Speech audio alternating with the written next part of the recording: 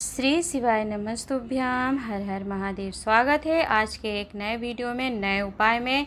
इस वीडियो के माध्यम से आप पूर्णिमा तिथि पर किए जाने वाले 2 ऐसे उपाय के बारे में जानेंगे जो कि प्रत्येक माह में पड़ने वाली पूर्णिमा तिथि पर आप अपने बच्चों की एकाग्रचित्तता को बढ़ाने के लिए, यदि उनका पढ़ाई में मन नहीं लगता है तो कर सकते हैं।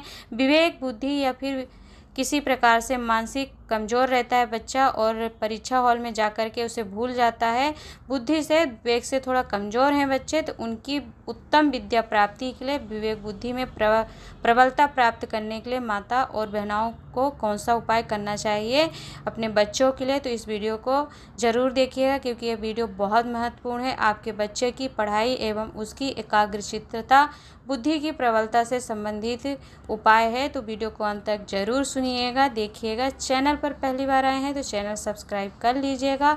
उपाय को लेकर किसी भी प्रकार का मन में प्रश्न आए, समझ में नहीं आए तो पूछ लीजिएगा, हम उसे बताने का प्रयास करेंगे।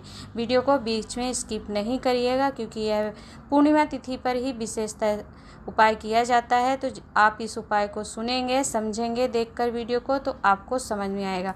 पहला उपाय है, यदि आपका बच्चा एकाग्रचित्त होकर विद्या में प्रबल नहीं है या फिर एक स्थान पर बैठकर पढ़ाई नहीं करता है, यहाँ वहाँ डोलता रहता है, स्थिर नहीं रहता है, कभी यहाँ बैठ रहा है कभी वहाँ बैठ रहा है, उसको पढ़ाई में मन नहीं लग रहा है, चित्त नहीं है कि एकाग्र होकर कंसंट्रेट माइंड करके पढ़ाई कर सके, उसके लिए आपको प्रत्येक माह में पूर्णिमा तिथि शुक्ल पक्ष में पड़ती है, तो उस पूर्णिमा तिथि पर आपको क्या करना है कि आप एक रुद्राक्ष ले लीजिए। आपके पास सीहोर का रुद्राक्ष है तो श्रेष्ठ है, नहीं है तो आपके घर में कितने ही मुखी का कोई सा भी रुद्राक्ष हो, तो उस रुद्राक्ष को लेकर के उस रुद्राक्ष के छिद्र में रात्रि में जब चंद्रदेव उदय हों तो उस चंद्रदेव का दर्शन आप रुद्राक्ष के छिद्र के अंदर से बच्चे को कराइए, अर्थात बच्चे को उसका जो होल है उसके छिद्र से बच्चा यदि अपने नेत्रों से चंद्रदेव को देखता है एकाग्र बिंदु की तरह, तो वह एकाग्र चित्तता को बढ़ाते हैं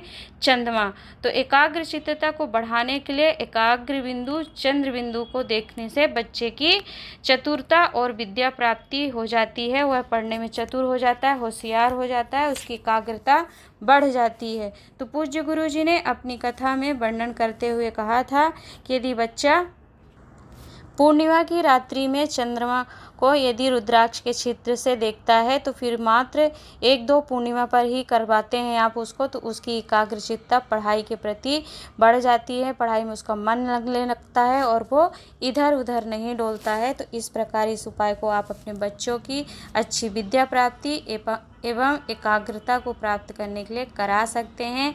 तो कभी भी पूर्णिमा तिथि पर आप रुद्राक्ष के छिद्र से बच्चों को दर्शन कराइएगा चंद्रदेव का। तो आप स्क्रीन पर देखकर वीडियो को समझ भी सकते हैं कि रुद्राक्ष के छिद्र से, क्योंकि छोटा सा छिद्र होता है, जब उस छिद्र से आप चंद्रदेव का दर्शन करते हैं तो चंद्रदेव एक चंद्र बिंदु की तरह दिखाई देते हैं, तो आपको वह देखने पर निश्चित ही फल प्रदान करते। और पूर्णिमा तिथि तो प्रधान होती ही है, महत्वपूर्ण होती है, विशेषता रखती है, तो करके देखिएगा। अगला उपाय है हमारा बच्चों की बुद्धि से संबंधित है। जो बच्चे बुद्धि से कमज़ोर हो, परीक्षा हॉल में याद किया हुआ उनको भूल जाता है या फिर याद नहीं रहता है, तो ऐसे बच्चों को क्या करना है, जैसे बच्चों ने पढ़ाई किया, उन्होंने पढ़ा, परंतु एग्ज़ाम्स में जाएंगे, परीक्षा देने जाते तो सब कुछ भूल जाता और उनका परीक्षा का परिणाम अच्छा नहीं आता। तो ऐसे बच्चों के लिए आपको क्या करना है, शिव महापुराण का आप यह उपाय अवश्य करिएगा। पूज्य गुरु जी द्वारा शास्त्र प्रमाणित उपाय हैं, आपको यहाँ वहाँ से कहीं से नहीं बताया जा रहा। तो किसी भी पूर्णिमा तिथि पर आप क्या करेंगे, वीडियो में आपको ध्यान से देखकर समझना भी है कि क्या मैं बता रही हूँ।